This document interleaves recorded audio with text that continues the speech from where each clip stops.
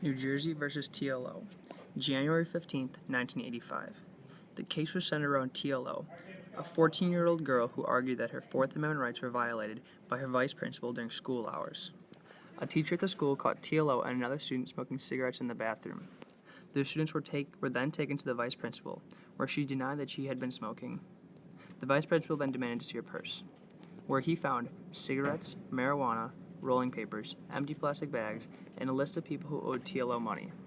TLO was then taken to the police, where she confessed to selling marijuana. In juvenile court, TLO argued that her Fourth Amendment rights against unreasonable search and seizures had been violated. The juvenile court ruled that TLO's Fourth Amendment rights had not been violated and that the evidence found in her purse would not be suppressed. She was then found guilty and sentenced to 1 year of probation. TLO appealed the ruling in the Superior Court of New Jersey Appellate Division, who agreed with the juvenile court that TLO's Fourth Amendment rights had not been violated.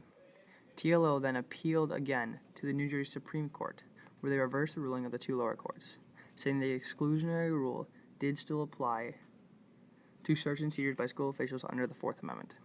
The state of New Jersey then appealed, and the case was eventually heard by the Supreme Court of the United States.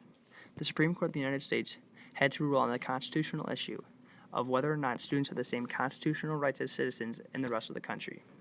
After hearing the case, the Supreme Court of the United States ruled that while under the Fourth Amendment, school officials are not allowed to conduct unreasonable search and seizures, they are allowed to conduct reasonable searches of students without a warrant. The court then ruled that the search of TLO's purse was reasonable under these circumstances. The case still has a lasting effect on the court system and all other schools across America today. Since 1985, every student who brings a purse or backpack to school knows that they do not have the same constitutional rights that they would outside of school.